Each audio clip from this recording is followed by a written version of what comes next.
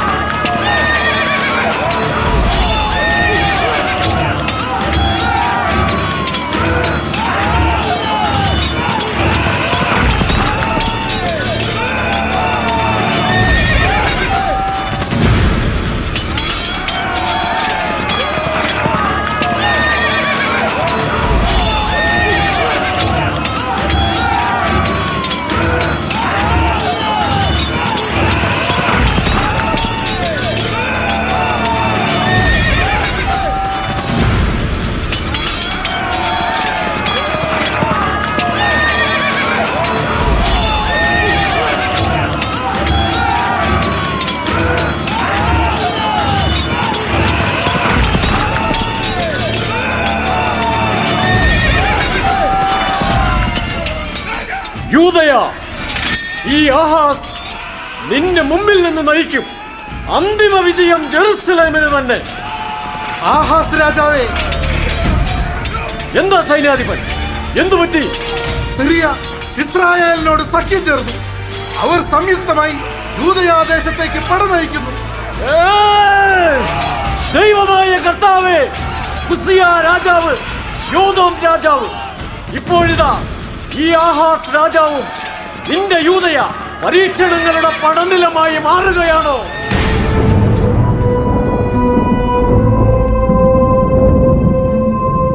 ആകാശങ്ങളെ ശ്രവിക്കുവിൻ, ഭൂതലമേ ശ്രദ്ധിക്കുക. കർത്താവ് അരുളി ചെയ്യുന്നു, ഞാൻ മക്കളെ പോറ്റി വളർത്തി, എന്നാൽ അവരെന്നോട് കലഹിക്കുന്നു. യെശയ്യാ പ്രവാചകൻ ജെറുസലേമിന്റെ കാലിടറി ഇതാ യൂദയ നിലംപതിക്കുന്നു. നഗര കവാടങ്ങൾ വിലപിക്കുന്നു. ഇതും അങ്ങയുടെ പ്രവചനം. ആഹാസ്, കർത്താവ് മാത്രമാണ് യൂദയായെ രക്ഷിക്കുന്നത്, ശത്രുക്കളെ ശിക്ഷിക്കുന്നതും. പിന്നെ നീ എന്തിനു ഭയപ്പെടണം? അതിനുവേണ്ടി ഞങ്ങൾ എത്ര നാൾ കാത്തിരിക്കണം? ആമോസിന്റെ പുത്രനായ യെശയ്യാ പ്രവചിക്കുന്നു, കന്യക ഗർഭം ധരിച്ച് ഒരു പുത്രനെ പ്രസവിക്കും. അവൻ ദൈവം നമ്മോടുകൂടെ എന്നർത്ഥമുള്ള ഇമ്മാനുവേൽ എന്നറിയപ്പെടും.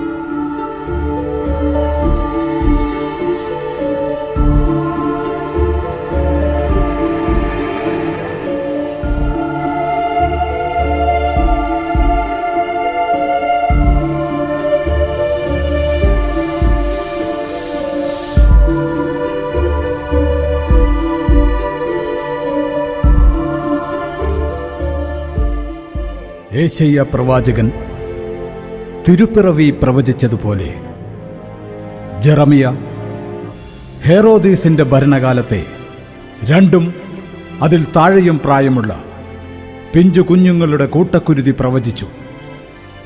മലാഖി സ്നാപക യോഹന്നാന്റെ വരവ് പ്രവചിച്ചു. സക്കറിയ ദൈവമകന്റെ ജെറുസലേമിലേക്കുള്ള രാജകീയ പ്രവേശം പ്രവചിച്ചു. ദാവീദിന്റെ സങ്കീർത്തനങ്ങളിലൂടെ ക്രൂശിതന്റെ ബലിദാനം ആലേഖനം ചെയ്യപ്പെട്ടു.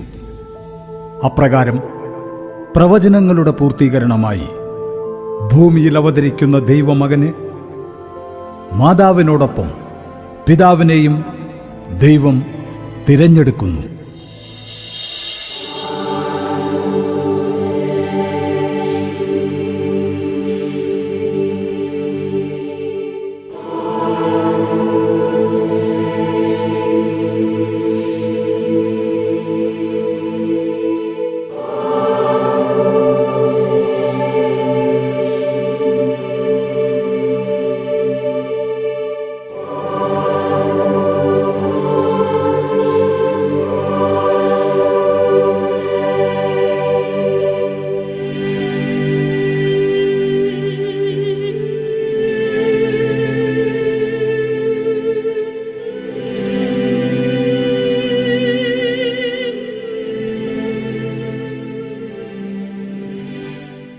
ദൈവനാമം മഹത്വപ്പെടട്ടെ. സത്യവിശ്വാസികളെ, നമ്മെപ്പോലെ തിരുവെഴുത്തുകളിൽ പറയുന്ന മിശിഹായുടെ വരവിനായി പ്രത്യാശയോടെ കാത്തിരിക്കുന്ന ജോവാക്കിമിന്റെയും അന്നയുടെയും മകൾ മറിയത്തിന്റെ വിവാഹ നിശ്ചയമാണ് ഇന്നിവിടെ നടക്കാൻ പോകുന്നത്. ദാവീദിന്റെ വംശത്തിൽ ജനിച്ച പല പുരുഷന്മാരും ഇന്നിവിടെ സന്നിഹിതരായിട്ടുണ്ട്. അവരുടെ പേരുകൾ കൊത്തിയ ഓരോ ഉണക്കക്കമ്പുകൾ ഇവിടെ സൂക്ഷിച്ചിട്ടുമുണ്ട്. അതിലാരുടെ കമ്പാണോ പോത്ത് തളർക്കുന്നത്, അവനായിരിക്കും മറിയത്തെ വിവാഹം ചെയ്യുന്നത്. മഹാപുരോഹിതൻ, അങ്ങ് കാണുന്നില്ലേ, വസന്തം കൊഴിഞ്ഞുപോയിരിക്കുന്നു. ഇപ്പോ ഭൂമിയിൽ ഒരിടത്തും പുഷ്പങ്ങൾ വഹിക്കുന്ന ശിഖരങ്ങളില്ല. സിയോൺ മുതൽ ബദാനി വരെ മഞ്ഞു മൂടിക്കിടക്കുകയാണ്. പിന്നെ എങ്ങനെയാണ് ഒരു ഉണക്കക്കമ്പ് പൂത്ത് തളിർക്കുന്നത്? അങ്ങത് ഞങ്ങളോട് പറയുക. നിങ്ങൾ ആകുലപ്പെടാതിരിക്കൂ.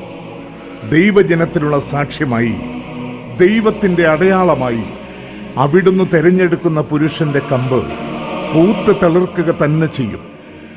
നമുക്കതിനു വേണ്ടി പ്രാർത്ഥനയോടെ കാത്തിരിക്കാം. മഹാപുരോഹിതൻ,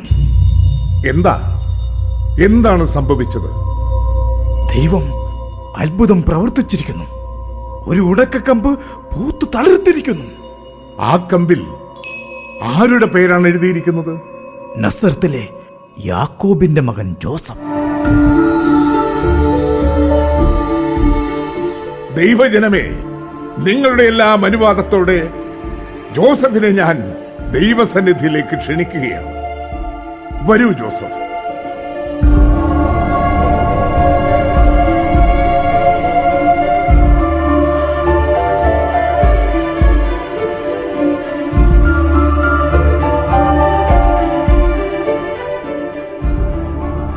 ജോസഫ്, ദൈവകൃപ ലഭിച്ചവളാണ് മറിയം. അൾത്താരയിലെ ശോഷന്ന പുഷ്പം പോലെ നിർമ്മലമായ ഹൃദയമുള്ളവൾ. നമ്മുടെ ദൈവം നിനക്കാണ് അവളെ മണവാട്ടിയായി നൽകുന്നത്. മഹാപുരോഹിതൻ, മറിയം എത്രത്തോളം ദൈവകൃപ ലഭിച്ചവളാണോ അത്രത്തോളം ആഴത്തിൽ കണ്ണീർ പൊയ്കയിലേക്ക് എടുത്തെറിയപ്പെട്ടവനാണ് ഞാൻ. എനിക്കാരുമില്ല. എൻ്റെ അപ്പൻ, അമ്മ എല്ലാവരും എന്നിൽ നിന്ന് വേർപിരിഞ്ഞുപോയി. ഒരനാഥനാണ് ഞാൻ. ജോസഫ്, നീ നിന്നിൽ കാണുന്ന അയോഗ്യതകളാണ് ദൈവം നിന്നിൽ കാണുന്ന യോഗ്യതകൾ. മഹാപുരോഹിതൻ, ദൈവം മഹാപ്രളയത്തിനു ശേഷം ലോകത്തെ വീണ്ടെടുക്കാനുള്ള ദൗത്യം നോഹയെ ഏൽപ്പിച്ചത് എന്തുകൊണ്ടാണെന്നറിയൂ? മഹാപുറപ്പാടിന്റെ അമരത്വം വഹിക്കാൻ മോശയെ തെരഞ്ഞെടുത്തത് എന്തുകൊണ്ടാണെന്നറിയാവോ? കഴുതകളെ മേയിച്ചു നടന്ന സാവൂളും ആട്ടിടനായ ദാവീദും ഇസ്രായേലിന്റെ രാജകീയ സിംഹാസനത്തിൽ അവരോധിക്കപ്പെട്ടത് എങ്ങനെയാണെന്നറിയാവോ? അവരെല്ലാം നീതിമാന്മാരായിരുന്നു. അത് തന്നെയാണ് ദൈവം നിന്നിൽ കാണുന്ന ഏറ്റവും വലിയ യോഗ്യത. ഞാൻ വധുവിനെ കൂട്ടിക്കൊണ്ടുവരിക.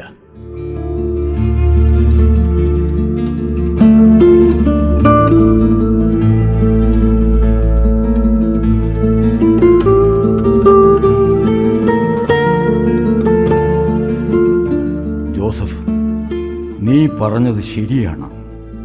ദാവീദിന്റെ വംശത്തിൽ പിറന്ന ജോവാക്കിമിന്റെയും അഹ്റോന്റെ പുത്രി അന്നയുടെയും ഏക മകളാണ് മറിയം.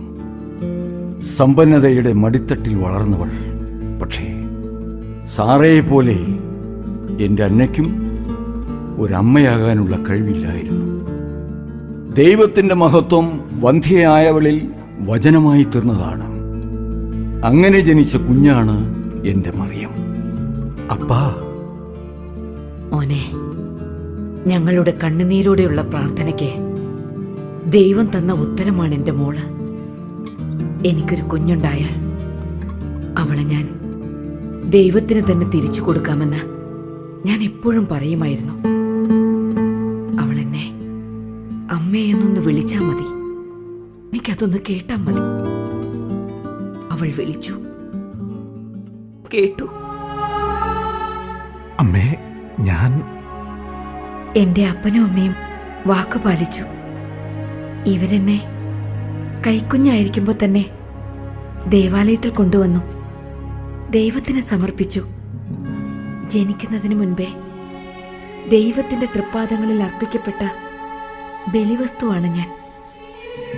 മറിയം, സ്വർഗത്തിൽ തീരുമാനിക്കപ്പെട്ടത് ഭൂമിയിൽ നടപ്പിലാകുന്നു. ഒരു വസന്തത്തിൻ്റെയും പിൻബലമില്ലാതെ ഈ കമ്പ് പൂത്ത് തളിർത്തതുപോലെ അസാധ്യമായതെല്ലാം സാധ്യമാക്കുന്ന എൻ്റെ ദൈവത്തിൻ്റെ നാമത്തിൽ ഞാൻ നിന്നോട് പറയുന്നു, എൻ്റെ മരണം വരെ ഞാൻ നിന്നെ കൈവിടുകയില്ല. ദൈവം സാക്ഷി.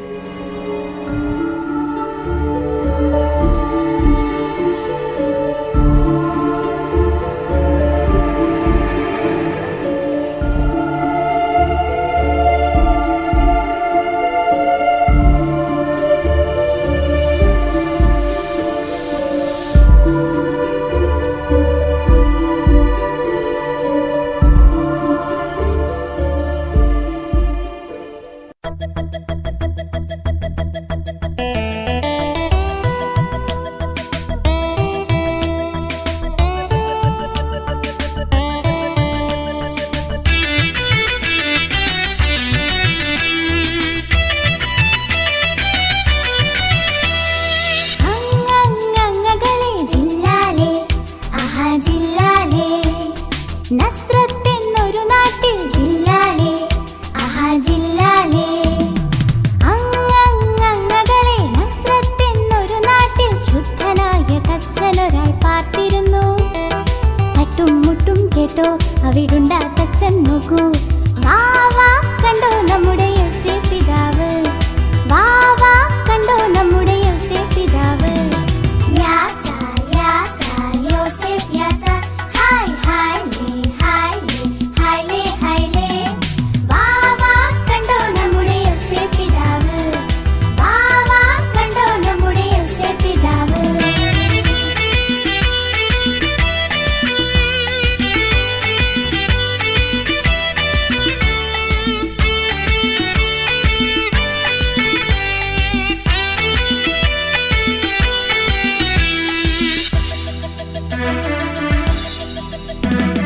കല്യാണത്തിന് നിശ്ചയമായുല്ലാസമായി വിശ്വസ്തനാം ജോസഫും മേരിയുമായി. കല്യാണത്തിന് നിശ്ചയമായുല്ലാസമായി വിശ്വസ്തനാം ജോസഫും മേരിയുമായി. തിരുഹിതമാണ് അതിനൊരു മറുപടിയല്ലേ, തിരുഹിതമാണ് അതിനൊരു മറുപടിയല്ലേ. യോസേപ്പിൻ ഉണങ്ങിയ വടി പൂത്തല്ലോ.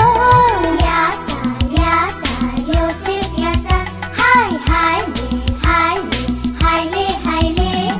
വാവാ കണ്ടോ നമ്മുടെ യോസേ പിതാവ്, വാവാ കണ്ടോ നമ്മുടെ യോസേ പിതാവ്, വാവാ കണ്ടോ നമ്മുടെ യോസേ പിതാവ്, വാവാ കണ്ടോ നമ്മുടെ യോസേ പിതാവ്.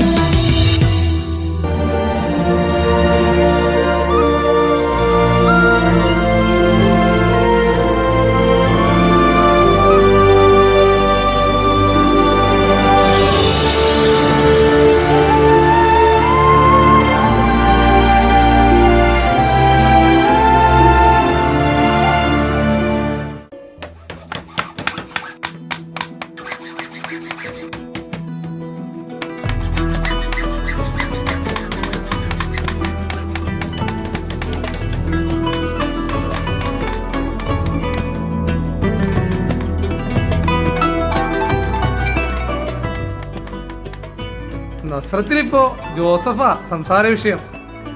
മറിയം സ്വർഗത്തിൽ നിന്നിറങ്ങി വന്ന മാലാഖയാന്നാ എല്ലാരും പറയുന്നേ. ഹേയ്, മാലാഖയൊന്നും അല്ലെന്നേ. മാലാഖയാണെങ്കിൽ ചിറകുണ്ടാവില്ലേ? വിവാഹ നിശ്ചയത്തിന് സ്വർഗത്തിൽ നിന്നും ദേവാലയത്തിലേക്ക് പറന്നിറങ്ങിയേനെ. ഇതിപ്പോ ജോവാക്കിമിന്റെയും അന്നയുടെയും കൂടെ കുതിരവണ്ടിയിലല്ലേ വന്നത്. എന്നാലും നിങ്ങൾ യഹൂദരുടെ ചില ആചാരങ്ങൾ എനിക്ക് മനസ്സിലാവാത്തത്. വിവാഹ നിശ്ചയം കഴിഞ്ഞാൽ പിന്നെ എന്തിനാ ഇങ്ങനെ വെച്ച് താമസിപ്പിക്കുന്നത്? എത്രയും പെട്ടെന്ന് ആ വിവാഹം അങ്ങ് നടത്താൻ പാടില്ലേ? വെറുതെ നടത്തിയാ പോരാ. ഈ നസ്രത്ത് ഇതുവരെ കാണാത്ത ഒരു കല്യാണ വിരുന്നായിരിക്കണം. നമുക്ക് മത്സരിച്ച് വീഞ്ഞു കുടിക്കണം. ഞാനൊരു നാസിർ വ്രതക്കാരനാ, അത് മറക്കണ്ട. നാസിർ വ്രതോ? അതെന്ത് വ്രത? അത് ഈ ലോകത്തിന്റെ സുഖങ്ങളിലൊന്നും ഭ്രമിച്ചു പോകാതെ നമ്മെ ദൈവത്തിനായി സ്വയം സമർപ്പിക്കുക. അങ്ങനെ സമർപ്പിച്ചവരെയെല്ലാം നാസിർ എന്നാ വിളിക്കുന്നത്. ജീവിതകാലം മുഴുവൻ വ്രതം എടുക്കേണ്ടി വരുമോ? ജീവിതകാലം മുഴുവൻ വ്രതമെടുക്കുന്നവരുണ്ട്, അല്ലാത്തവരും ഉണ്ട്. വ്രതസ്ഥർ തന്നെയാണോ വ്രതമെടുക്കുന്നത്? അതെ, ചില മാതാപിതാക്കൾ അവർക്ക് മക്കൾ ജനിക്കുന്നതിന് മുമ്പ് തന്നെ അവരെ നാസിർ വ്രതക്കാരായി നേരാറുമുണ്ട്. സാംസനും സാമുവൽ പുരോഹിതനുമൊക്കെ അങ്ങനെയാണ് നാസിർ വ്രതക്കാരായത്. അല്ല, നീ നാസിർ വ്രതക്കാരനാണെങ്കിൽ പിന്നെ എന്തിനാ വിവാഹം കഴിക്കുന്നത്? വ്രതം തെറ്റിക്കാതെ സമർപ്പിതനായെങ്കിൽ ജീവിച്ചാൽ പോരെ? ഈ ചോദ്യം ഞാൻ എന്നോട് തന്നെ പലവട്ടം ചോദിച്ചിട്ടുണ്ട്. അന്ന് ഞാൻ എങ്ങനെ ദേവാലയത്തിലെത്തിയെന്ന് എനിക്കറിയില്ല. ആ ഉണക്കക്കമ്പിൽ പേരെഴുതി വെച്ചതും എന്റെ മുൻകൂട്ടിയുള്ള തീരുമാനപ്രകാരമായിരുന്നില്ല. അത് പൂത്തു തളിർത്തപ്പോ ആദ്യം അമ്പരുന്നത് ഞാൻ തന്നെയാണ്. എനിക്കിപ്പോ എല്ലാം ഒരു സ്വപ്നം പോലെ തോന്നുകയാണ്. ജോസഫ്, ഈ പണിശാലയിലെ മറ്റൊരു തച്ചനിത് പറഞ്ഞിരുന്നെങ്കിൽ ഞങ്ങൾ ആരും അത് വിശ്വസിക്കില്ലായിരുന്നു. പക്ഷേ നിന്നെ ഞങ്ങൾക്ക് വിശ്വാസമാണ്. നീ ജീവിതത്തിൽ ഒരിക്കലും കള്ളം പറയാത്തവനാണ്. നിന്നെപ്പോലെ ആവാൻ നിനക്ക് മാത്രമേ പറ്റുള്ളൂ. അഹരോന്റെ വടി മുള പൊട്ടി പുഷ്പിച്ചതുപോലെ എന്റെ വടിയും പുഷ്പിച്ചപ്പോ എനിക്ക് ദൈവം തരുന്ന മണവാട്ടിയാണ് മറിയമെന്ന് മനസ്സിലായി. എന്റെ ശക്തിയും പുരുഷനെന്ന നിലയ്ക്കുള്ള എന്റെ അധികാരവും കൊണ്ട് ഞാൻ എന്റെ മറിയത്തിന് എന്നും ഒരു രക്ഷാകവചമൊരുക്കും. എന്റെ പ്രാണൻ എന്നിൽ നിന്ന് വേർപെട്ടു പോകുന്നതുവരെ ഈ പ്രാണനേക്കാൾ അധികമായി ഞാൻ എന്റെ മറിയത്തെ സ്നേഹിക്കും. ജോസഫ്, നിന്റെ മറിയം ഭാഗ്യവതിയാണ്. നിന്റെ ദൈവത്തിന് അവൾക്ക് ഭർത്താവായി കൊടുക്കാൻ മറ്റൊരു ഉത്തമ പുരുഷൻ ഈ ഭൂമിയിൽ വേറെ ഇല്ലാത്തത് കൊണ്ടായിരിക്കണം നിന്നെ കൊടുത്തത്. തിരിച്ചും അങ്ങനെ തന്നെയാണ്.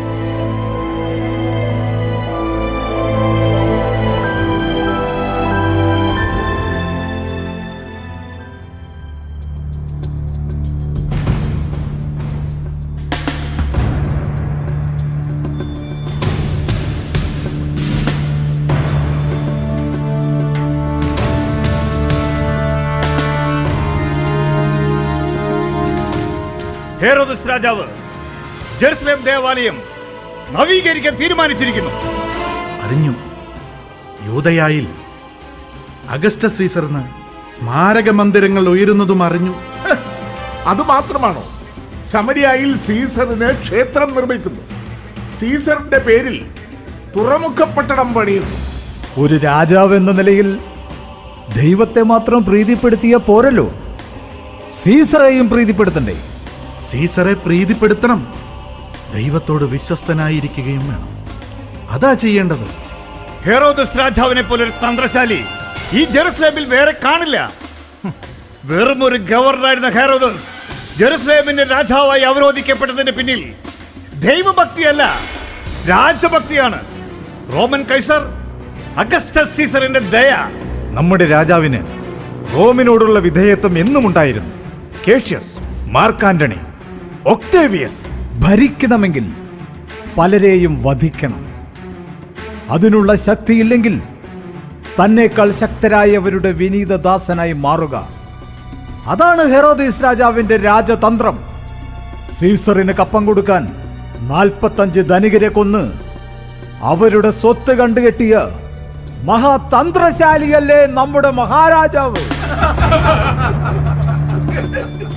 എന്തായാലും ദൈവത്തിന്റെ ആലയം നവീകരിക്കാനുള്ള തീരുമാനം എന്നെ അങ്ങേയറ്റം സന്തോഷിപ്പിക്കുന്നു. ഞാൻ എത്ര കാലം വേണമെങ്കിലും ദേവാലയത്തിൽ വേതനമില്ലാതെ അധ്വാനിക്കാൻ തയ്യാറാണ്. അതെന്റെ അവകാശമാണ്. ജോസഫ്, മരത്തിൽ നീ തീർക്കുന്ന വിസ്മയങ്ങൾ ഗലീലിയായിലും ബെത്ലഹേമിലും നസ്രത്തിലുമുള്ള സ്വപ്ന സൗധങ്ങളിൽ കാണാൻ കഴിയും. അതൊക്കെ കൊട്ടാരത്തിലും സംസാര വിഷയമായിട്ടുണ്ട്. രാജാവിന്റെ സമക്ഷത്തു നിന്ന് കൽപ്പനയുമുണ്ട്. നിന്നെ കൂട്ടിക്കൊണ്ടുപോകാനാണ് ഞങ്ങൾ വന്നത്. കൽപ്പിക്കേണ്ടതില്ല. എന്റെ ദൈവത്തിന്റെ ആലയത്തിൽ പണിയെടുക്കുന്നതിനല്ലേ എനിക്ക് പൂർണ്ണ സമ്മതമാണ്. ഞാൻ വരാം.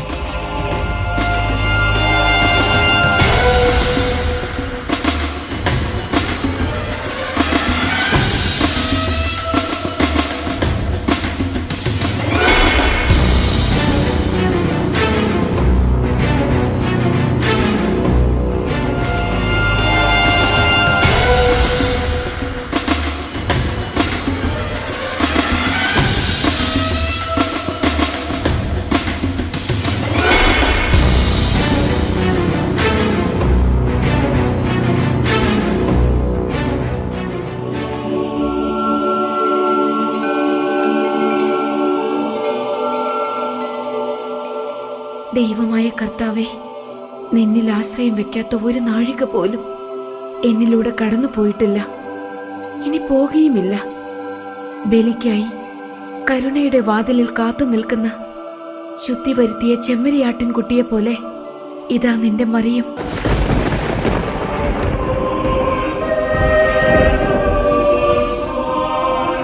നന്മ നിറഞ്ഞവളെ, നിനക്ക് സ്വസ്തി. അങ്ങ് ആരാണ്? ഞാൻ ദൈവത്തിന്റെ ദൂതനാണ്, ഗബ്രിയേൽ. അങ്ങ് എന്തിനാണ് ഇവിടെ വന്നത്? എന്റെ കർത്താവാണ് എന്നെ നിന്റെ അരികിലേക്ക് അയച്ചത്. കൃപ നിറഞ്ഞവളെ, നീ ഗർഭം ധരിച്ച് ഒരു പുത്രനെ പ്രസവിക്കും. അവന് യേശു എന്ന് പേരിടണം. അവൻ അത്യുന്നതന്റെ പുത്രൻ എന്ന് വിളിക്കപ്പെടും. യാക്കോബിന്റെ ഭവനത്തിന്മേൽ അവൻ ഭരണം നടത്തും. അവന്റെ ഭരണത്തിന് അവസാനമുണ്ടാവുകയില്ല. ഞാൻ പുരുഷനെ അറിയുന്നില്ലല്ലോ, പിന്നെ അതെങ്ങനെ സംഭവിക്കും? നീ ദൈവത്തിന്റെ പരിശുദ്ധ കന്യകയാണ്. ദൈവത്തിന്റെ അരൂപി നിന്റെ മേൽ വസിക്കും. അത്യുന്നതന്റെ ശക്തി നിന്നെ ആവാഹിക്കും. നിന്നിൽ നിന്ന് ജനിക്കുന്ന കുഞ്ഞ് പരിശുദ്ധൻ. അവൻ ദൈവപുത്രൻ എന്ന് വിളിക്കപ്പെടും. ഞാൻ വന്ധ്യയായ എലിസബത്ത് വാർദ്ധക്യത്തിൽ ഒരു പുത്രനെ ഗർഭം ധരിച്ചിരിക്കുന്നു. അവൻ അമ്മയുടെ ഉദരത്തിൽ വെച്ച് തന്നെ വിശുദ്ധീകരിക്കപ്പെട്ടവൻ, യോഹന്നാൻ. അവൻ നിന്റെ പുത്രനെ വഴിയൊരുക്കും. ഇതാ കർത്താവിന്റെ ദാസി, നിന്റെ വാക്ക് എന്നിൽ നിറവേറട്ടെ.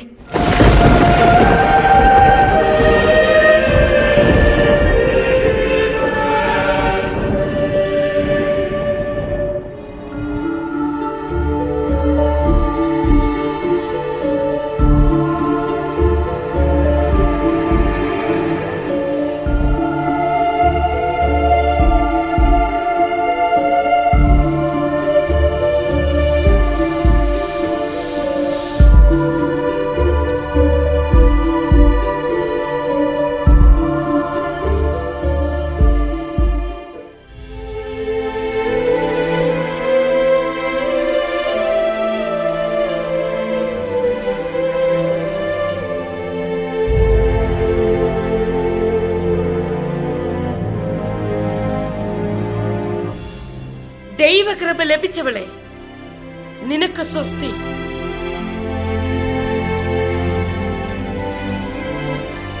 മറിയം, എന്റെ കർത്താവിന്റെ അമ്മ എന്റെ അരികിൽ വന്നു. നിന്റെ സ്വരം കേട്ടപ്പോൾ എന്റെ കുഞ്ഞ് എന്റെ ഉദരത്തിൽ കുതിച്ചു ചാടി. ദൈവമകന് വഴിയൊരുക്കാൻ മുൻപേ ജനിക്കുന്നവൻ, ഏലിയാവിനെ പോലെ ദൈവത്തിന് പ്രിയപ്പെട്ടവൻ, യോഹന്നാൻ. എന്നിട്ടും നാണക്കേട് കാരണം എലിസബത്ത് 5 മാസം ഭവനത്തിൽ നിന്ന് പുറത്തിറങ്ങിയില്ല. അതെന്താ എലിസബത്ത്? ഈ വന്ധ്യയോട് ദൈവം കരുണ കാണിക്കുമെന്ന് കരുതിയില്ല. ഈ വാർദ്ധക്യത്തിലും എനിക്കൊരു കുഞ്ഞിനെ തരുമെന്ന് ഞാൻ കരുതിയില്ല. ദൈവം എന്നോട് കരുണ കാണിച്ചപ്പോൾ ഞാനൊരു വീരുവിനെ പോലെ ഓടി ഒളിച്ചു.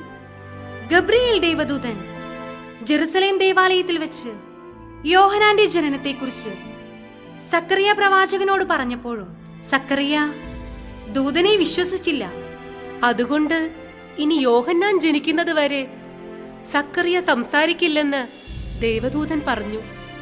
അതോടെ സക്കറിയ ഒരു ഊമയായി മാറി. അറിഞ്ഞു ഞാൻ.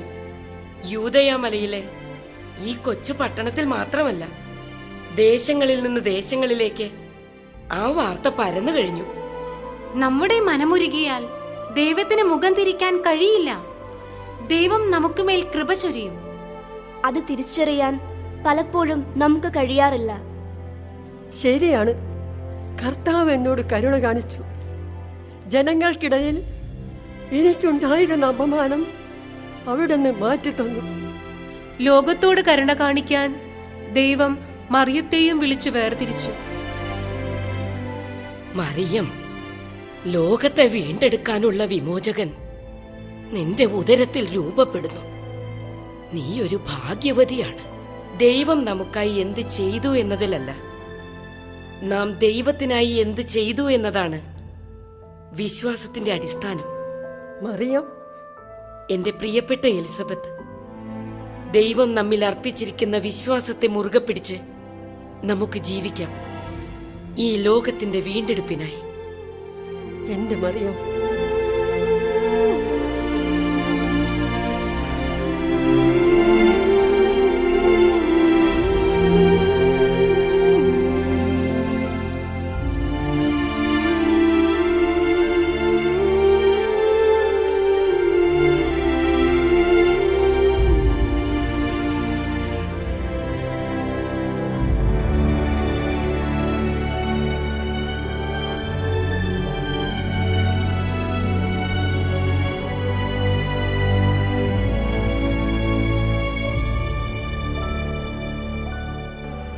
മറിയം ഗർഭം ധരിച്ചു.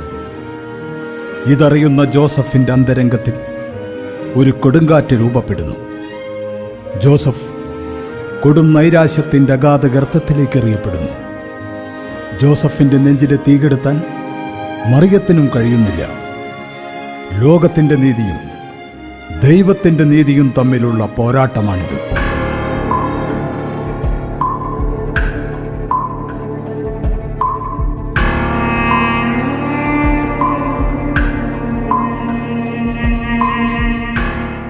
ഞാൻ നസ്രത്തിൽ നിന്ന് ജെറുസലേമിലേക്ക് കുതിരവണ്ടിയിലാ പോയത്.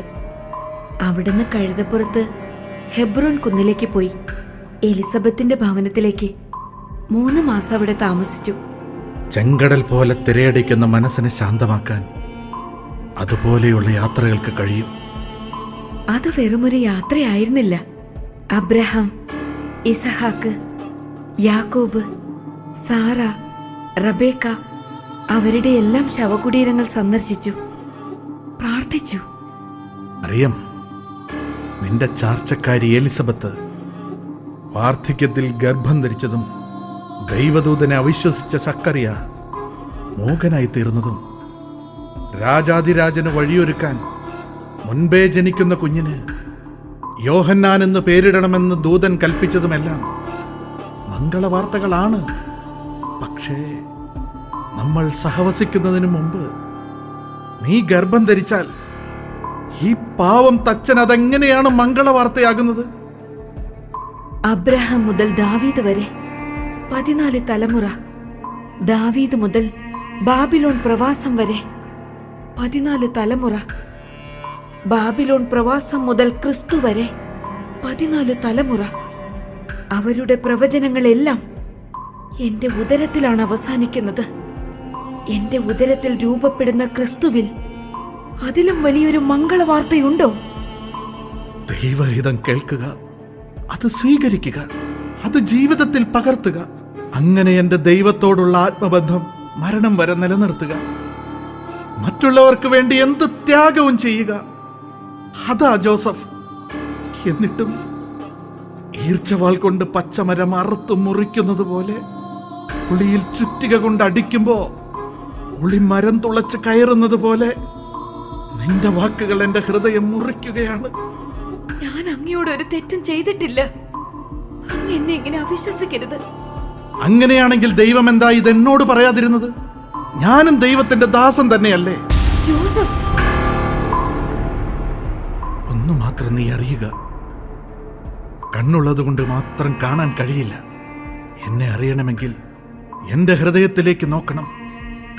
അങ്ങനെ നോക്കിയാൽ നിനക്ക് നിന്റെ ഹൃദയം കൊണ്ട് എന്റെ ഹൃദയത്തെ തൊടാൻ കഴിയും. അപ്പോൾ നിനക്ക് മനസ്സിലാകും ഞാനൊരു പച്ച മനുഷ്യനാ. എല്ലാവരെയും സ്നേഹിക്കാൻ മാത്രം അറിയാവുന്ന ഒരു പച്ച മനുഷ്യൻ.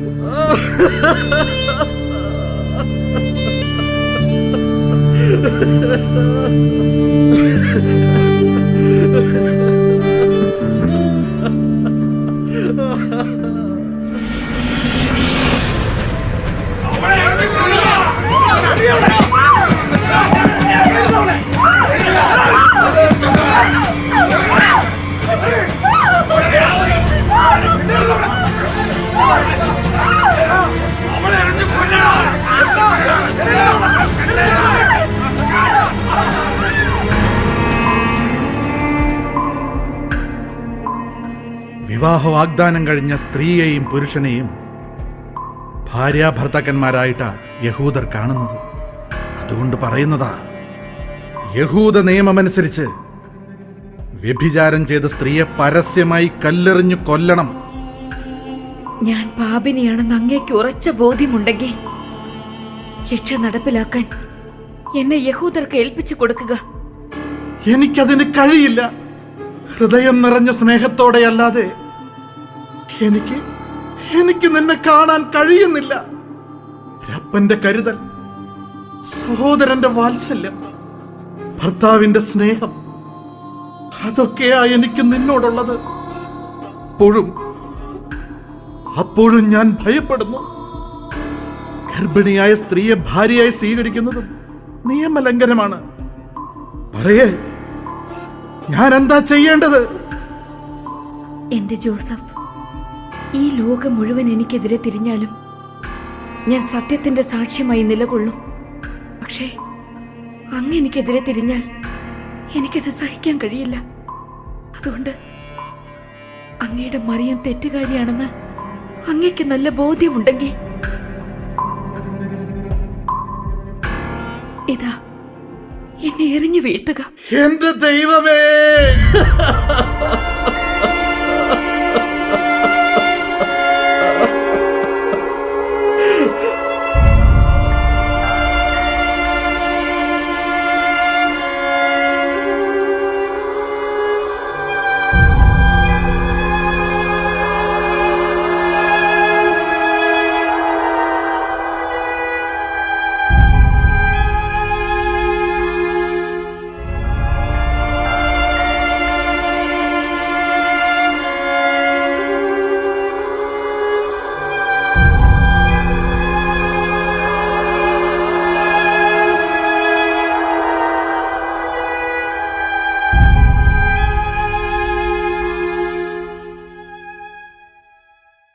ജോസഫിന് മറിയത്തെ അപമാനിതയാക്കാൻ കഴിയുന്നില്ല.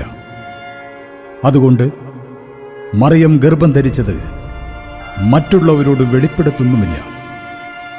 മറിയത്തെ രഹസ്യമായി ഉപേക്ഷിക്കാൻ തീരുമാനിക്കുന്നു.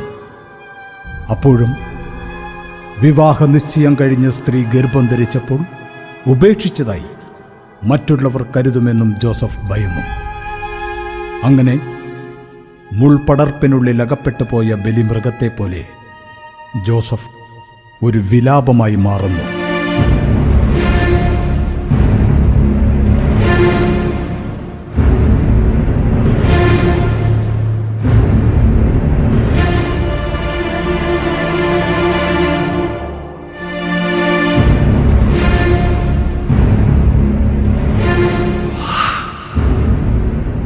ജോസഫ്, നീയൊരു യഹൂദനല്ലേ?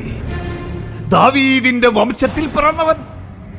എന്നിട്ട് നീ എന്തിനാണിങ്ങനെ ഈ ലോകത്തിന്റെ മുമ്പിൽ ഒരു പരിഹാസപാത്രമായി മാറുന്നത്? ഞാൻ എന്ത് ചെയ്തെന്നാണ് ഈ പറയുന്നത്? നിനക്ക് മറിയത്തോടുള്ള തീവ്രമായ സ്നേഹത്തിന്റെ പേരിൽ മറിയത്തിന്റെ തെറ്റുകളെല്ലാം നീ കണ്ടില്ലെന്ന് നടിക്കുകയല്ലേ? ഇല്ല, മറിയം ദൈവത്തിനും എനിക്കുമെതിരെ പാപം ചെയ്യുമെന്ന് ഞാൻ വിശ്വസിക്കുന്നില്ല. ജോസഫ്, അങ്ങനെയാണെങ്കിൽ നീ ഞങ്ങളോട് പറയുക, ഒരു കന്യക എങ്ങനെയാണ് ഗർഭം ധരിക്കുന്നത്?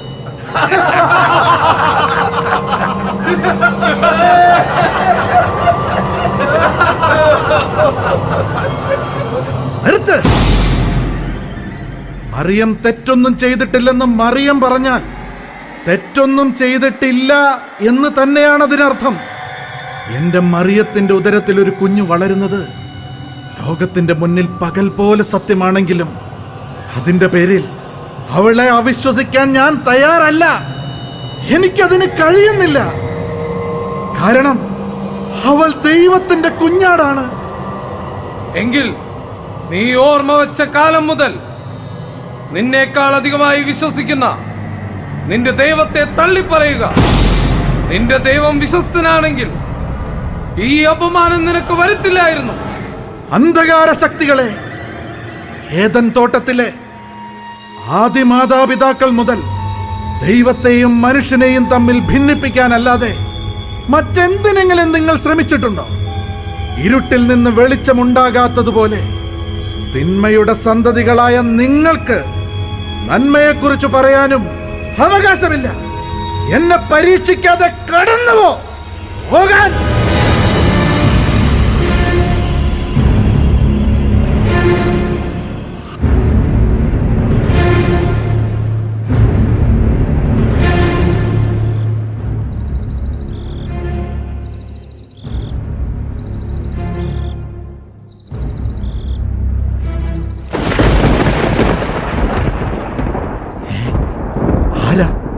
ആരാ നിങ്ങൾ? നീതിമാനായ ജോസഫ്, മറിയത്തെ നീ അവിശ്വസിക്കേണ്ടതില്ല.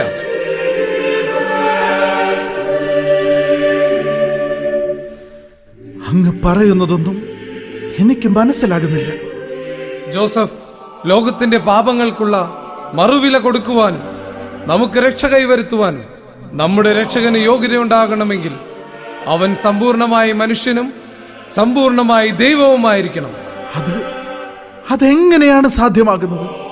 അവനൊരു മനുഷ്യനായി ജീവിക്കാനുള്ള ഏക മാർഗം സ്ത്രീയിൽ നിന്ന് ജനിക്കുക എന്നുള്ളതാണ്. പാപമില്ലാത്ത മനുഷ്യനായി ജീവിക്കാനുള്ള ഏക മാർഗം പരിശുദ്ധാത്മാവിൽ നിന്ന് ജനിക്കുക എന്നതുമാണ്. അതാണ് മിശിഹ കന്യകയിൽ നിന്ന് ജനിക്കുന്നത്, നിന്റെ മറിയത്തിൽ നിന്ന്. നീ അവനെ ഈശോ എന്ന് പേർ വിളിക്കണം. ഞാൻ എന്താണ് ചെയ്യേണ്ടത്? ദൈവമകന്റെ ഭൂമിയിലെ പിതാവാണ് നീ. ആ ദൗത്യമാണ് നിന്നിൽ നിക്ഷിപ്തമായിരിക്കുന്നത്. നിന്നിലൂടെ അവൻ വളരട്ടെ. അങ്ങ് ആരാണ്?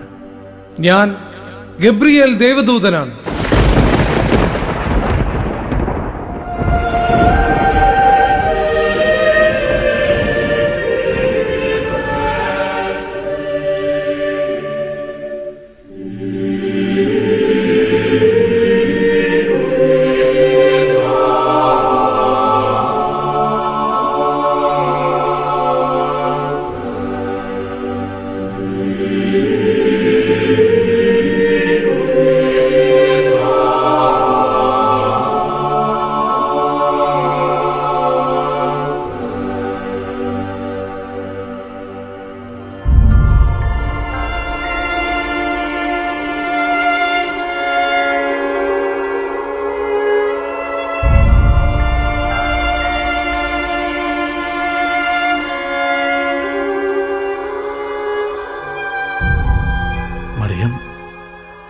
ദൈവികമല്ലാത്ത ചിന്തകളിൽ ഞാൻ അകപ്പെട്ടുപോയി.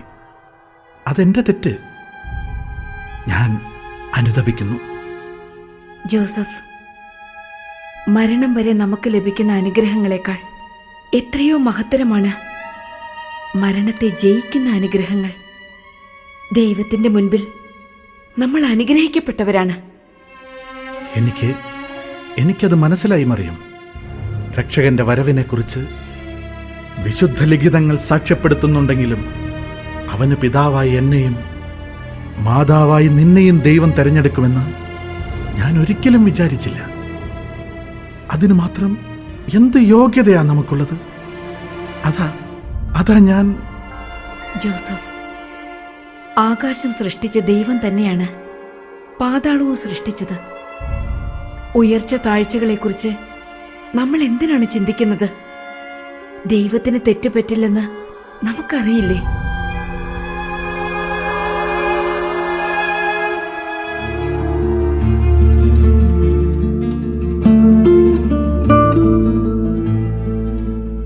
മറിയം, നീ കല്യാണത്തിനായി ഒരുങ്ങുക.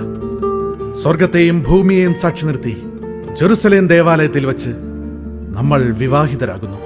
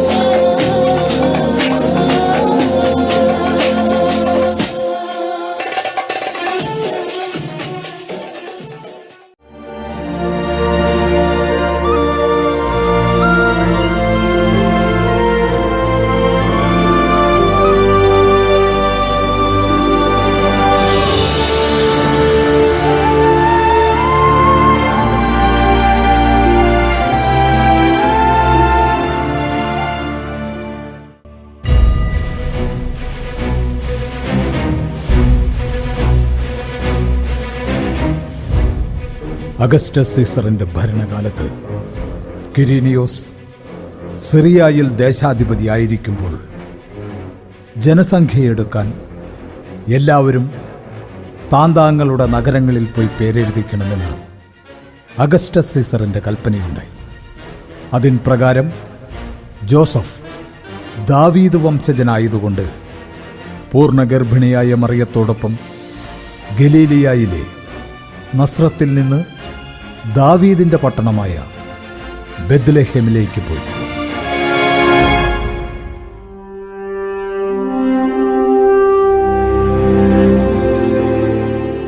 മഞ്ഞ് പെയ്യുന്നുണ്ട്. നസ്രത്തിൽ നിന്ന് ബെത്ലഹേം വരെ കഴുതപ്പുറത്തുള്ള യാത്ര. എന്റെ നടുവൊടിഞ്ഞു. അതല്ലാതെ ഈ നിറവയറും വെച്ച് നടക്കാൻ പറ്റുമോ? ഒരു കഴുതയെ കൂടി കിട്ടിയിരുന്നെങ്കിൽ അങ്ങേക്ക് നടക്കാതെ കഴിച്ചുകൂട്ടായിരുന്നു. ഇതിപ്പോ എന്റെ കഴുതയുടെ കടിഞ്ഞാണം പിടിച്ച് ഈ ദൂരം അത്രയും നടന്നില്ലേ? ഞാൻ നടന്നാലും 2 പേര് കഴുതപ്പുറത്ത് വന്നില്ലേ? 2 പേരോ? അതെ, നീയും നമ്മുടെ മോനും. മറിയം, എന്തു പറ്റി? ജോസഫ്, വെറുതെയല്ല ജനസംഖ്യാ കണക്കെടുപ്പിന്റെ പേരിൽ നമുക്ക് ഈ ബെത്ലഹേമിലേക്ക് വരേണ്ടി വന്നത്. മിശിഹ ബെത്ലഹേമിൽ ജനിക്കുമെന്ന പ്രവചനം നിവൃത്തിയാവുകയാണ്. ഞാൻ ആ സത്രത്തില് ഒരിടം കിട്ടുമെന്ന് നോക്കട്ടെ.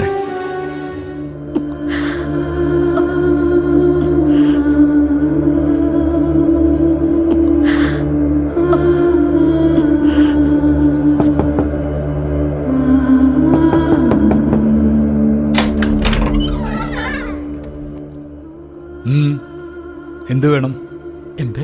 എന്റെ ഭാര്യയ്ക്ക് പ്രസവ സമയമെടുത്തു. ഈ സത്രത്തില് ഒരിടം കിട്ടിയ.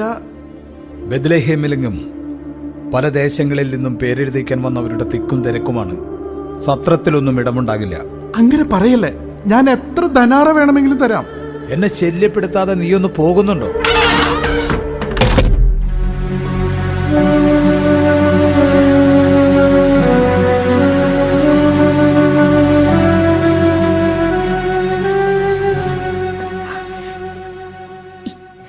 എന്തു പറ്റി ജോസഫ്? സത്രം സൂക്ഷിപ്പുകാരൻ വാതിലടച്ചു.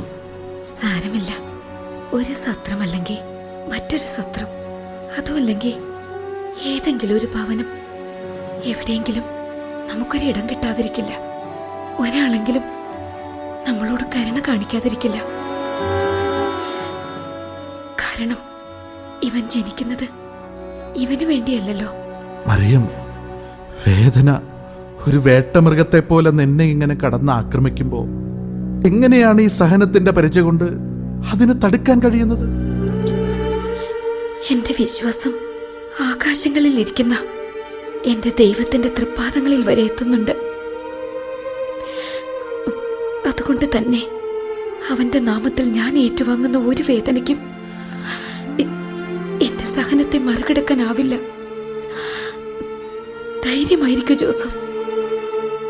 എന്നാലും നമ്മുടെ കുഞ്ഞിന് പിറന്നു വീഴാൻ ഒരിടം വേണമല്ലോ.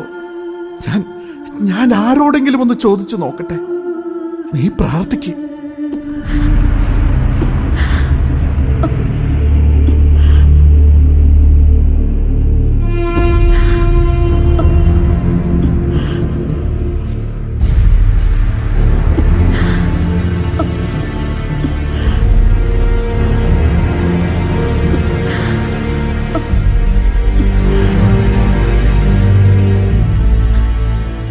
ഹേ, ഒന്ന് നിൽക്കണേ. ഇവിടെ എവിടെയെങ്കിലും എന്റെ മറിയത്തിനൊന്ന് തലചായ്ക്കാൻ. ഞങ്ങൾ ആട്ടിടയന്മാരാ. തൊട്ടടുത്ത മലമ്പ്രദേശത്ത് ഒരു കാലിത്തൊഴുത്തുണ്ട്. ദേവാലയത്തിൽ ബലിയർപ്പിക്കാനുള്ള ആടുകളെ വളർത്തുന്ന കാലിത്തൊഴുത്ത. ബലിദാനത്തിനായി പരിപാലിക്കുന്ന ആടുകളോടൊപ്പം എന്റെ പൊന്നുമോനും. അതെ, ഇതും ദൈവനിശ്ചയമായിരിക്കാം. ജോസഫ്, നമുക്ക് അവിടേക്ക് പോകാം. പോകാം, വരൂ.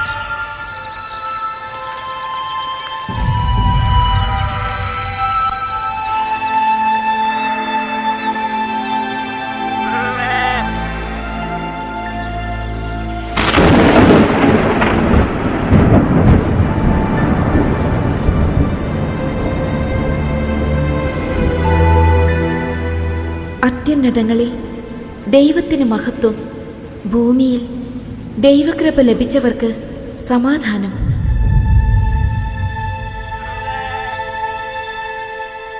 ഇതാ സകല ജനത്തിനും വേണ്ടിയുള്ള സദ്വാർത്ത ഞാൻ നിങ്ങളെ അറിയിക്കുന്നു. ദാവീദിന്റെ പട്ടണത്തിൽ നിങ്ങൾക്കായി ഒരു രക്ഷകൻ ജനിച്ചിരിക്കുന്നു. പിള്ളക്കച്ച കൊണ്ട് പൊതിഞ്ഞ് പുൽമെത്തയിൽ കിടത്തിയിരിക്കുന്ന ആ ശിശുവിനെ നിങ്ങൾ പോയി കാണുവിൻ.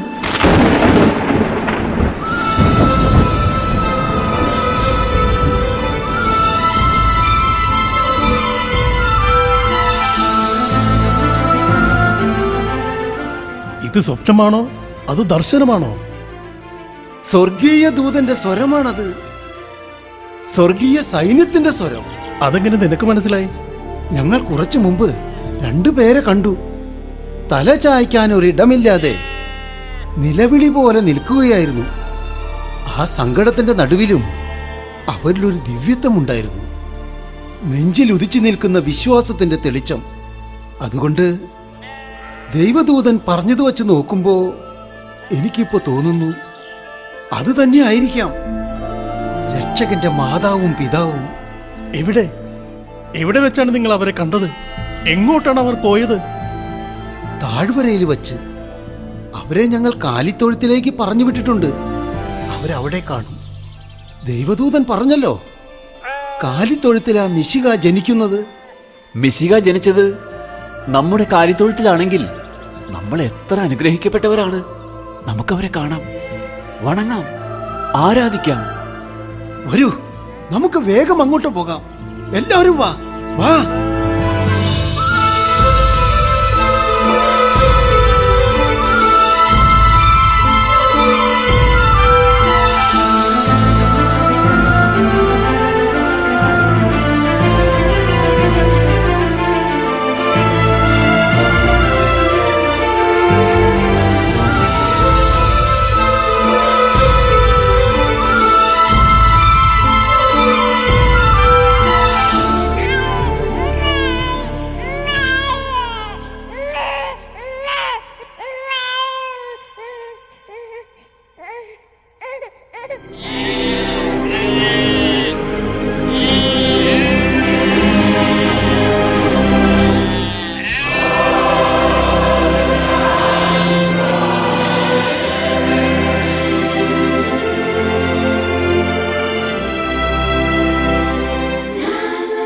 ഇതായിരിക്കുമോ നമ്മുടെ രക്ഷകൻ?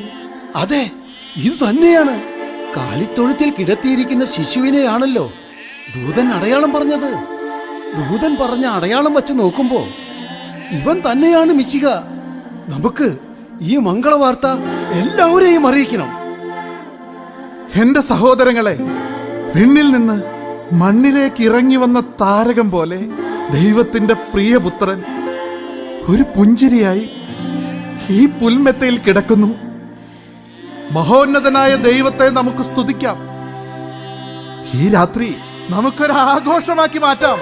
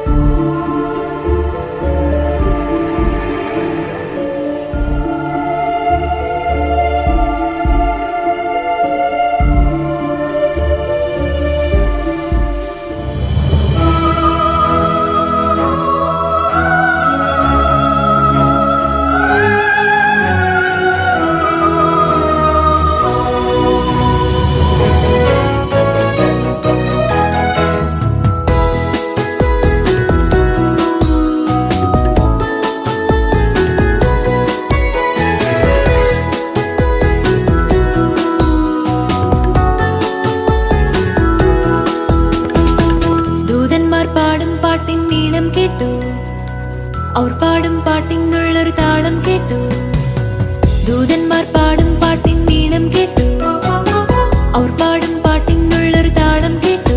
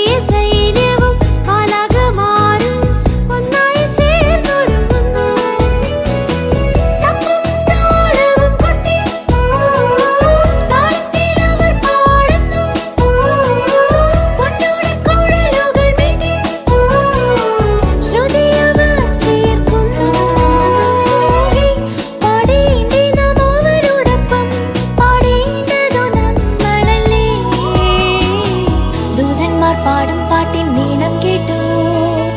അവർ പാടും പാട്ടിനുള്ളൊരു താളം കേട്ടു. ദേവസുതനിന്ന് ബേത്ലഹേമിൽ പിറന്നതിൻ സന്ദേശം കേട്ടിൻ ആനന്ദിക്കാം. ആടാം പാടാം ആടിപ്പാടി പാടി പോകാം. ദൂതന്മാർ പാടും പാട്ടിൻ നീളം കേട്ടു. അവർ പാടും പാട്ടിനുള്ളൊരു താളം കേട്ടു. പാടാം പാടാം പാടാം നമുക്കും ആ ഗാനം. പാടാം ആടാം ആടാം നമുക്കും ആ താളം. ദേവസുതനിന്ന് ബേത്ലഹേമിൽ പിറന്നതിൻ സന്ദേശം കേട്ടിൻ ആനന്ദിക്കാം. ആടാം പാടാം ആടിപ്പാടി പാടി പോകാം. ദൂതന്മാർ പാടും പാട്ടിൻ നീളം കേട്ടു. അവർ പാടും പാട്ടിനുള്ളൊരു താളം കേട്ടു.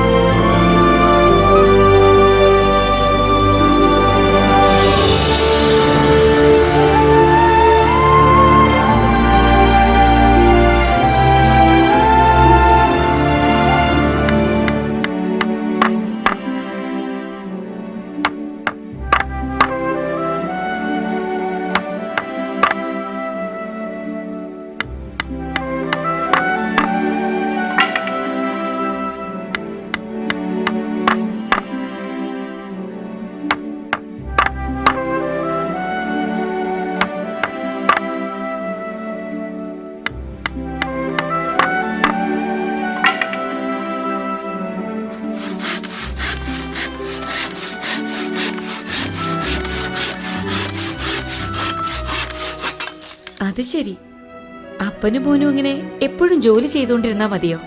നമുക്കെന്തെങ്കിലും കഴിക്കണ്ടേ? നിനക്ക് വിശക്കുന്നുണ്ടാടാ മോനെ? ഇല്ല, എനിക്ക് വിശക്കുന്നില്ല. എന്നാ എനിക്കും വിശക്കുന്നില്ല. ഞങ്ങൾ കുറച്ചു നേരം കൂടി ജോലി ചെയ്യട്ടെ. നീ പോയി കഴിച്ചോ. അപ്പനും മോനും കഴിക്കാതെ ഞാൻ എങ്ങനെ കഴിക്കുന്നത്? എനിക്ക് കഴിക്കാൻ തോന്നോ? ജോലി, സ്നേഹം, പ്രാർത്ഥന, ഇവ മൂന്നും ചേർന്നാൽ ഭവനം സ്വർഗം പോലെയാവും. അല്ലെങ്കിൽ ബാബേൽ ഗോപുരം പോലെ തകരും. ജോസഫ്, കണ്ടില്ലേ നമ്മുടെ മോന്റെ ജ്ഞാനം? ഇത് ദൈവത്തിന്റെ പരിപാലനമാണ്. അന്ന് ഇവനെ നമ്മൾ ദേവാലയത്തിൽ കാഴ്ചവച്ചതിന് ശേഷം രാജാവിന് കാണിക്കയിടുന്ന പൊന്നും ദുഃഖത്തെ സൂചിപ്പിക്കുന്ന മീറയും ദൈവത്തിന് ധൂപാർപ്പണം നടത്തുന്ന കുന്തിരിക്കവുമായി കിഴക്കുനിന്ന് 3 ജ്ഞാനികൾ വന്നതും ദൈവദൂതന്റെ കൽപ്പനയാൽ അവര് ഹെറോദീസിന് മുഖം കാണിക്കാതെ തിരിച്ചുപോയതും കോപിഷ്ഠനായ ഹെറോദേസ് 2 അതിൽ താഴെയും പ്രായമുള്ള ആൺകുട്ടികളെ കൂട്ടക്കുരുതി നടത്തിയതുമെല്ലാം എനിക്ക് ഇന്നലെ കഴിഞ്ഞതുപോലെ തോന്നുന്നു. ആ കൂട്ടക്കുരുതിയെ പറ്റി ജെറമിയ പ്രവാചകൻ പറഞ്ഞിട്ടുണ്ട്. റാമായിൽ നിന്നൊരു സ്വരം, വിലാപത്തിന്റെയും ഹൃദയം തകർന്ന രോദനത്തിന്റെയും സ്വരം. ദൂതൻ അങ്ങയോട് സ്വപ്നത്തിൽ വന്നു പറഞ്ഞതുകൊണ്ട് നമുക്കിവനെയും കൊണ്ട് ഈജിപ്തിലേക്ക് പലായനം ചെയ്യാൻ കഴിഞ്ഞു. അതിനെക്കുറിച്ചും വിശുദ്ധ ഗ്രന്ഥത്തിൽ പറയുന്നുണ്ടമ്മേ. ഈജിപ്തിൽ നിന്ന് ഞാൻ എൻ്റെ പ്രിയ പുത്രനെ വിളിച്ചു. ശരിയാണ് മോനെ. ഹെറോദിസ് മരിച്ചിട്ടാ പിന്നെ നമ്മൾ ഈജിപ്തിൽ നിന്നും തിരിച്ചു വന്നത്. അതും ദൈവദൂതൻ ദർശനത്തിൽ വന്നു പറഞ്ഞതാ. ഇസ്രായേൽ ദേശത്തേക്ക് മടങ്ങാൻ ഹെറോദേസിനേക്കാൾ ക്രൂരനായ ഹെറോദേസിന്റെ മകൻ അർക്കലാവോസ് ആണ് ബെത്ലഹേമിന്റെ പുതിയ രാജാവെന്നറിഞ്ഞപ്പോ അപ്പോഴും ദൂതൻ രക്ഷയ്ക്കെത്തി. ഞങ്ങളോട് നിന്നെയും കൊണ്ട് നസ്രത്തിലേക്ക് പോകാൻ പറഞ്ഞു. അങ്ങനെ ഞങ്ങൾ നസ്രത്തിൽ പോയി പാർത്തു.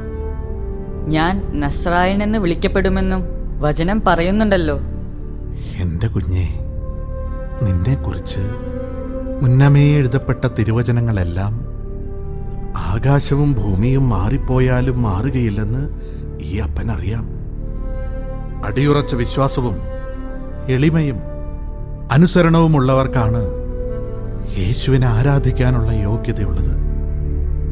അപ്പോ ആരാധ്യന്റെ യോഗ്യത എന്തായിരിക്കും? അവൻ മരണത്തെ ജയിക്കുന്നവനാണെന്ന് തിരുവെഴുത്തുകൾ തന്നെ സാക്ഷ്യം പറയുന്നു. അത്തരത്തിലുള്ള നിന്നെ നല്ല രീതിയിൽ വളർത്തി വലുതാക്കാൻ ഈ പാവം തച്ചന് കഴിയോടാ?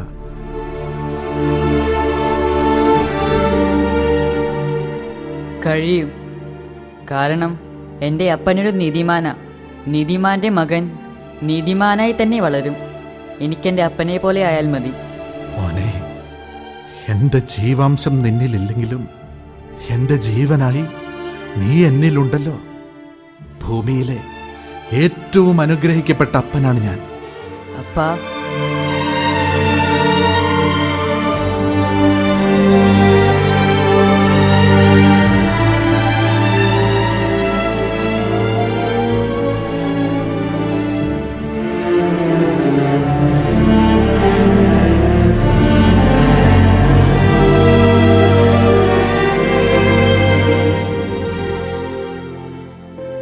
ദൈവം ജോസഫിനെ ഏൽപ്പിച്ച സ്വർഗീയ ദൗത്യം ജോസഫ് ഭൂമിയിൽ ദൈവേഷ്ടപ്രകാരം തന്നെ പൂർത്തീകരിച്ചു.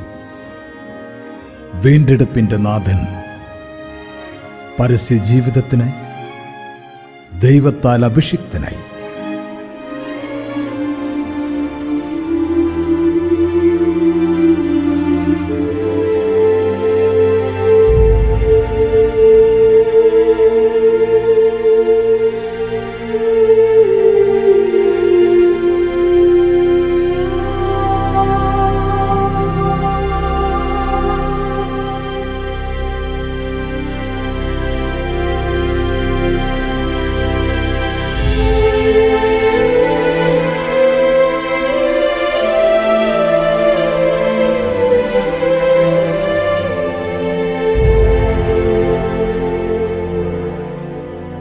മോനെ, നീ എവിടെയായിരുന്നടാ? ഞാൻ ഗലീലയിൽ നിന്ന് ജോർദാനിലേക്ക് പോയി. യോഹന്നാനിൽ നിന്ന് ജലത്താൽ സ്നാനം സ്വീകരിച്ചു. 40 ദിനരാത്രങ്ങൾ ഉപവസിച്ച് പ്രാർത്ഥിച്ചു. സാത്താന്റെ പരീക്ഷണങ്ങളെ ജയിച്ചു. ഇനി ഞാൻ എൻ്റെ പരസ്യജീവിതം ആരംഭിക്കുകയാണ്. മോനെ, നീ നിന്റെ ദൗത്യം ആരംഭിക്കുമ്പോ ഈ അപ്പന്റെ ദൗത്യം ഇവിടെ അവസാനിക്കുകയാണ്. ജോസഫ്, അങ്ങ് എന്തൊക്കെയായി പറയുന്നേ? നമ്മുടെ മോന് വിഷമാവില്ലേ? മറിയം, പകലുദിക്കുമ്പോ രാത്രി അസ്തമിക്കും. മോസസ് ഇസ്രായേൽ ജനത്തെ ഈജിപ്തിൽ നിന്ന് കാനാൻ ദേശത്തേക്ക് 40 സംവത്സരക്കാലം മരുഭൂമിയിലൂടെ നയിച്ചിട്ടും മോസസിന് കാനാൻ ദേശത്തേക്ക് പ്രവേശിക്കാൻ കഴിഞ്ഞോ? ഇല്ല.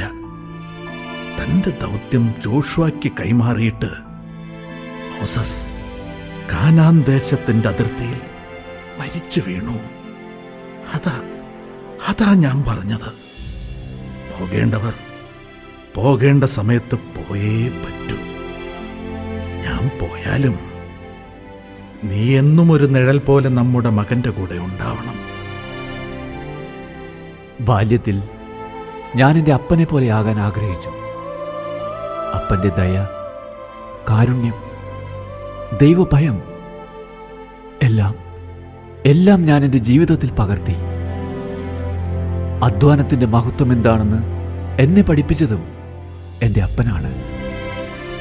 മോനെ, നിനക്ക് 12 വയസ്സുള്ളപ്പോ ജെറുസലേം ദേവാലയത്തിലെ പെസഹ തിരുനാളിന് പോയിട്ട് നിന്നെ കാണാതായി. 3 ദിവസത്തിന് ശേഷം നിന്നെ കണ്ടുകിട്ടുന്നതുവരെ നിന്റെ അപ്പൻ അനുഭവിച്ച ഒരു മാനസിക വ്യഥ, എനിക്കത് ആലോചിക്കാൻ കൂടി വയ്യ. ഇപ്പോഴും നീ വലുതായിന്ന് പറഞ്ഞ നിന്റെ അപ്പനത് സമ്മതിക്കില്ല. എനിക്കതറിയാം അമ്മേ. സ്വർഗത്തിലെ എൻ്റെ പിതാവ് എന്നെ സ്നേഹിക്കുന്നത് പോലെ ഭൂമിയിലെ എൻ്റെ പിതാവും എന്നെ സ്നേഹിക്കുന്നു. സ്നേഹം ദൈവികമാണ്. ദൈവം സ്നേഹമാണ്. മക്കളെ, എൻ്റെ മകന്റെ തിരുപ്പിറവിയെക്കുറിച്ചും പരസ്യ ജീവിതത്തെക്കുറിച്ചും ക്രൂശീകരണത്തെക്കുറിച്ചും പുനരുദ്ധാനത്തെക്കുറിച്ചുമെല്ലാം ഇരുവചനങ്ങൾ സാക്ഷ്യപ്പെടുത്തുന്നുണ്ട്. നമ്മുടെ മഹോന്നതനായ ദൈവം ഇവന് മാതാവായി എൻ്റെ മറിയത്തെയും പിതാവായി എന്നെയും തിരഞ്ഞെടുത്തത് ഞങ്ങളിവനെ ദൈവേഷ്ടപ്രകാരം വളർത്തി ലോകത്തിനായി സമർപ്പിക്കുമെന്ന് ഉത്തമ ബോധ്യമുള്ളതുകൊണ്ടാണ്. ഇതാ, ഞാൻ എന്റെ പ്രിയപുത്രനെ ഈ ലോകത്തിന് സമർപ്പിച്ചു കൊള്ളുന്നു.